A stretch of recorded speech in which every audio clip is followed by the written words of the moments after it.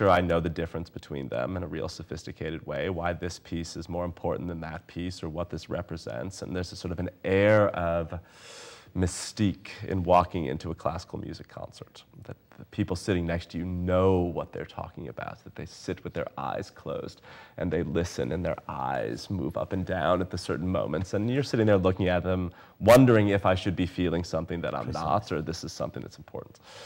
And I think that for a lot of our students, and this is not unique to Berklee students, that they find the museum a very similar kind of experience, that only those with real knowledge shall walk into these hallowed walls, and that you need to wear a black turtleneck and little beady black glasses and walk around with a tweed jacket or something to understand these things. It can be very intimidating, right? So they can say, well, I go into the museum, I like what I like. I know I like that thing, I don't know anything about it.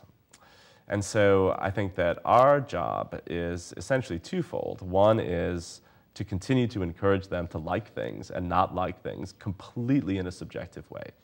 I mean, you can't teach taste. I can't tell you to like something or to not like something, or to be moved by something or to be not moved by something. But at the same time of beginning to see the museum experience, and it doesn't always have to happen within the context of a museum, and things that you read and websites that you go look at and YouTube videos that you watch and documentaries that you rent. The idea that they are capable, right, and not just capable, right, but that the visual arts are an amazingly fertile arena for them to not only enhance, right, their lives as an individual, to inform their music, to inform their personality, right, to inform the decisions that they make, that all of the world's history is there for them, right? And it is not out of their ability to engage at a real serious level, a really deep level, right, the issues that are involved in those conversations.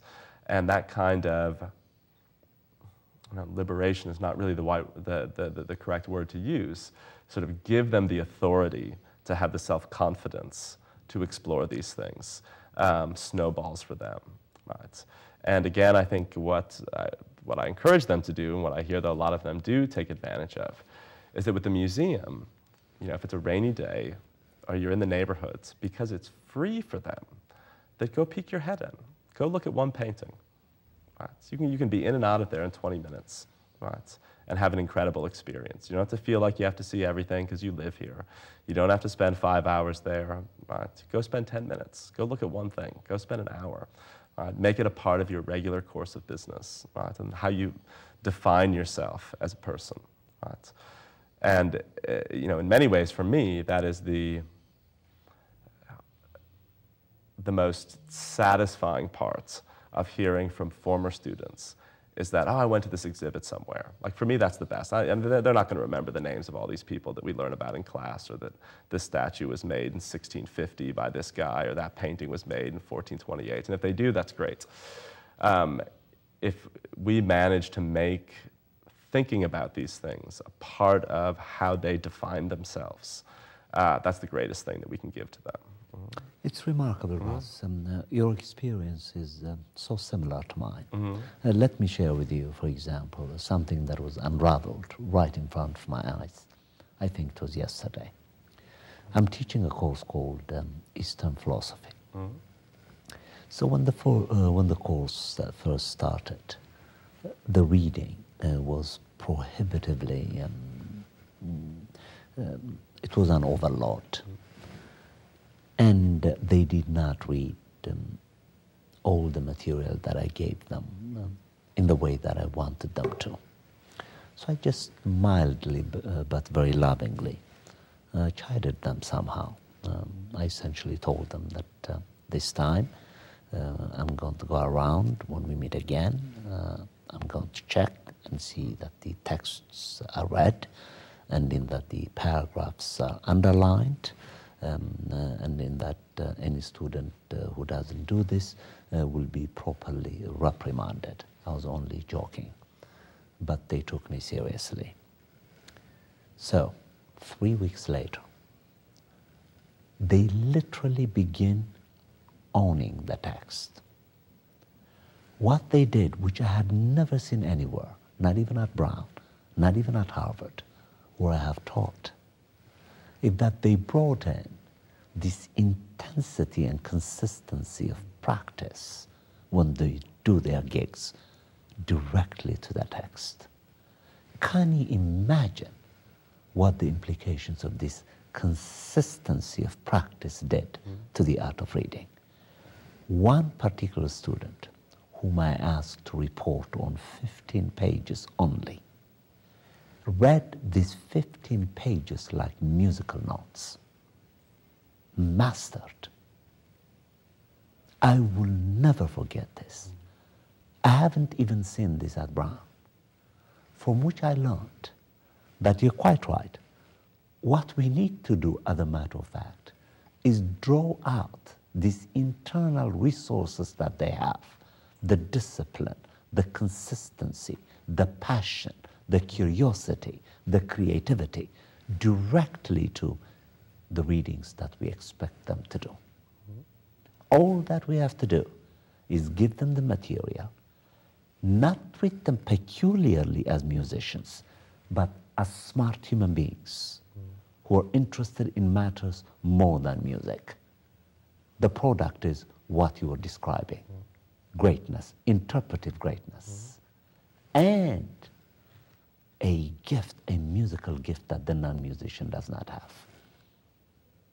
Yeah. This is what I've learned. Now, being at Berkeley, you have a lot of those moments. It's one of the most fascinating parts about spending a lot of time there.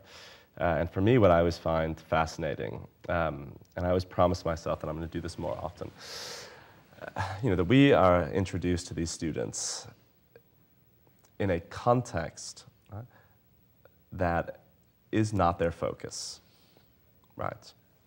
And when we have the opportunity of seeing these kids play at their recitals, concerts, gigs, whatever it is, I am continuously blown away by how talented they are. Yes, have you noticed? It's unbelievable. It's incredible. Incredible. Yes. Right? And so I've come to not be able, or to be comfortable with not being able to make the connection between the student that I see in the classroom and the student that I see perform. It's not always the most engaged, most intellectual, the most challenging student in an art history class is the greatest trombone player. Sometimes they are, sometimes they're not. And sometimes the quiet one in the back who has very little to offer, keeps to themselves, is the most passion-filled, explosive guitar player you could ever possibly run into in your entire life.